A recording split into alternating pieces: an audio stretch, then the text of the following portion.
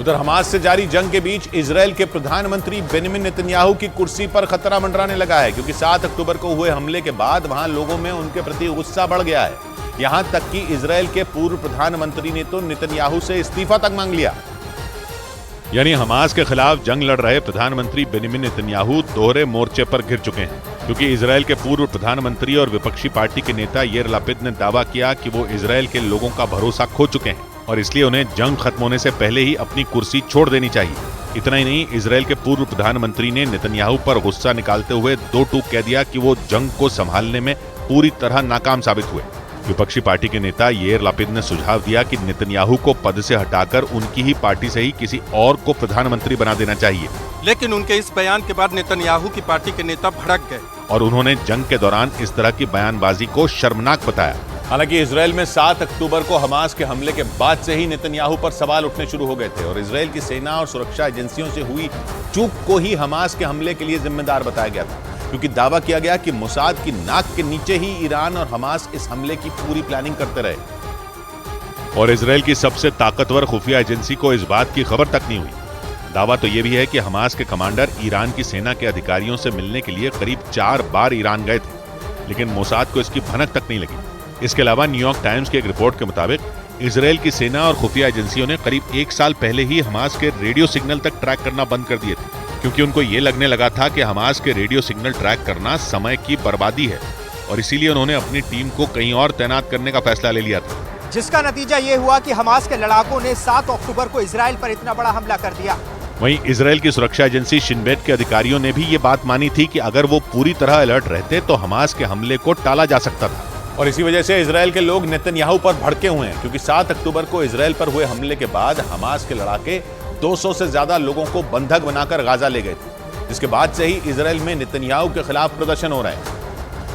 क्योंकि जंग के 1 महीने से ज्यादा गुजर जाने के बाद भी नेतन्याहू अपने लोगों को हमास की कैद से नहीं छुड़वा पाए। हालांकि इस दौरान नेतन्याहू कई बार हमास से बंधकों की रिहाई की मांग कर चुके हैं, लेकिन हमास उन बंधकों को अपनी ढाल की तरह इस्तेमाल कर रहा है और उनके बदले इजरायल से अपनी कई शर्तें मनवाना चाहता है। लेकिन इजरायल ये साफ कर चुका है कि वो बिना शर्त अपने सभी बंधकों की रिहाई चाहता है और इसी वजह से बंधकों को छुड़ाने में देरी हो रही है और इजरायल के लोगों का गुस्सा बढ़ता जा रहा है, क्योंकि हमास कई बार ये दावा कर चुका है कि गाजा में हुए इजरायल के हमलों में कई बंधकों की जान जा चुकी है। ऐसे में इजरायल के लोगों को अपनों को खोने का डर सताने लगा है, जिसकी वजह से नेतन्याहू को अपने ही घर में विद्रोह झेलना पड़ रहा है, क्योंकि नेतन्याहू जिस हमास के अंत की कसम खा चुके हैं उसकी नींव भी इजरायल नहीं रखी और इस बात का दावा इजरायल की सेना के एक पूर्व अधिकारी ने ही किया था, जो 1980 में गाजा में गवर्नर के पद पर तैनात थे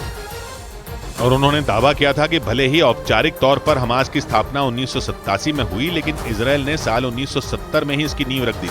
क्योंकि साल 1948 में जब इजरायल बना था तभी से उसका और फिलिस्तीन का झगड़ा चल रहा था और फिलिस्तीन को कूटनीतिक तौर पर कमजोर करने के लिए इजरायल ने युवा लोगों का एक संगठन बनाया था, जिसे उसने हमास नाम दिया था और शुरुआती दौर में ही इजरायल ने हमास को पाला पोसा था। लेकिन धीरे धीरे हमास ने फिलिस्तीन के नेताओं को किनारे करना शुरू कर दिया और खुद को फिलिस्तीन की सत्ताधारी पार्टी की तरह दिखाने लगा, जिसके बाद साल 2007 में जब गाजा पट्टी पर उसका कब्जा हुआ तो उसने इजरायल से सीधी टक्कर लेनी शुरू कर दी। यानी जिस हमास की नींव खुद नेतन्याहू ने ही रखी थी, वही हमास उनके लिए मुसीबत बन गया और तुर्की और अमेरिका पहले ही इस बात की भविष्यवाणी कर चुके हैं कि नेतन्याहू की कुर्सी जाने वाली है। अमेरिका की एक न्यूज कंपनी ने खबर छापी थी कि इजरायल का समर्थन करने वाला अमेरिका खुद मानता है कि नेतन्याहू की कुर्सी जा सकती है और दावा किया था कि ये चेतावनी खुद बाइडेन ने इजरायल के प्रधानमंत्री नेतन्याहू को दी थी,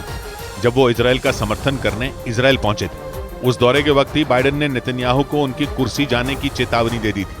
उन्होंने नेतन्याहू से साफ कह दिया था कि जंग की वजह से उनका इजरायल का प्रधानमंत्री बने रह पाना मुश्किल है। हालांकि इस रिपोर्ट के सामने आने के बाद अमेरिका ने इस रिपोर्ट को खारिज कर दिया था और कहा था कि वो इस जंग में इजरायल के साथ खड़ा है। वहीं तुर्की के राष्ट्रपति एर्दोआन भी नेतन्याहू की कुर्सी जाने की भविष्यवाणी कर चुके हैं। इस बीच इजरायल के प्रधानमंत्री बेंजामिन नेतन्याहू ने तुर्की के राष्ट्रपति रेजिप तैयब एर्दोआन ने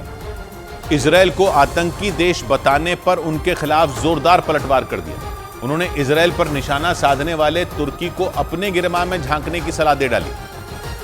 और तुर्की के राष्ट्रपति एर्दोआन के उस बयान पर ऐतराज भी जताया जो उन्होंने इजरायल के खिलाफ दिया था। इस दौरान उन्होंने आरोप लगाया कि एर्दोआन खुद तो आतंक फैलाने वाले हमास के साथ खड़े हैं और हिंसा के लिए वो इजरायल को दोषी ठहरा रहे हैं। President Erdogan of Turkey,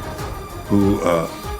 calls Israel a terrorist state, but actually supports the terrorist state of Hamas. और नेतन्याहू यही नहीं रुके, बल्कि उन्होंने एर्दोआन के कामों की पूरी लिस्ट उनके सामने खोल कर रख दी। उन्होंने आरोप लगाया कि एर्दोआन इजराइल की कार्रवाई का विरोध करने से पहले ये भूल गए कि उन्होंने खुद अपने ही देश के लोगों पर बम बरसाए थे। Himself